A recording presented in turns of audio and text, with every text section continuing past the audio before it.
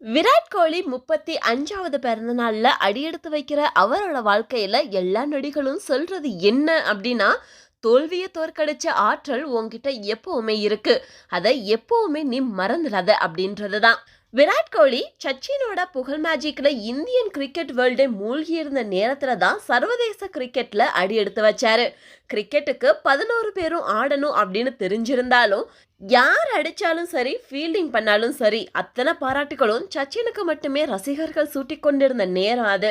அவர் பேர் இல்லாத ஒரு ரெக்கார்டை இன்னொருத்தர் பேர்ல எழுதக்கூட விரும்பாத நேரத்துல வந்த விராட் கோலி அதுக்கு பிறகு படைச்சது எல்லாமே சரித்திரம் தான்.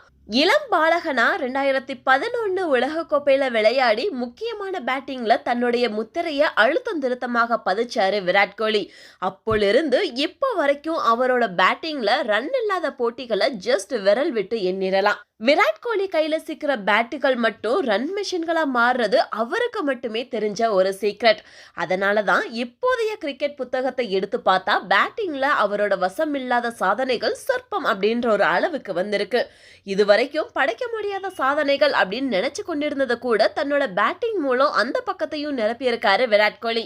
இது வரைக்கும் அவர் படைச்சிருக்கிற சாதனைகள் அப்படின்னா, சர்வதேச கிரிக்கெட் போட்டிக்கு விராட் கோலி அறிமுகமானதுல இருந்து அதிக ரன்கள் அடிச்சவரு, அதிகமான செஞ்சுரி விளாசினவரு, அதிக தடவை 50 ரன்களை விளாசினவரு, அதிக முறை 200 ரன்கள் பார்ட்னர்ஷிப்ல இருந்தவரு, அதிக ஒரு நாள் போட்டி ரன்கள், அதிக 20 ஓவர் போட்டி ரன்கள், அதிக முறை ஐசிசி விருதுகளை வென்றவர் அப்படின்னு எண்ணற்ற சாதனைகளை இவர் படைச்சுக்கிட்டே தான் இருக்காரு.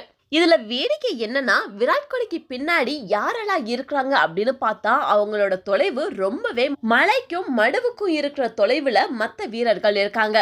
இப்படி சாதனைகளை மட்டுமே பார்த்துட்டு இருந்த நிறைய பேருக்கு விராட் கோலி இதுக்காகப்பட்ட சோதனைகள் நிறைய இருக்கு அப்படின்றத தெரிஞ்சுக்கணும். இந்தியன் டீமுக்கு கேப்டனா இருக்கும்போது அவரோட தலைமையில ஐசிசி கோப்பைகளை வெல்லவே இல்லை அப்படின்ற ஒரு விமர்சனத்துக்கு இவர் உள்ளாக்கப்பட்டிருக்காரு. எவ்வளவு திறமையா ஆடினாலும் அவர் கேப்டனா இருந்த ஆர்சிபி டீம் ஒரு தடவை கூட ஐபிஎல் சாம்பியன் பட்டத்தை இன்னும் வின் பண்ணல அப்படின்ற ஒரு பெரிய குறை எல்லார் மத்தியிலையும் இருக்கு. அது விராட் கோலிக்குள்ளேயும் இருக்கு.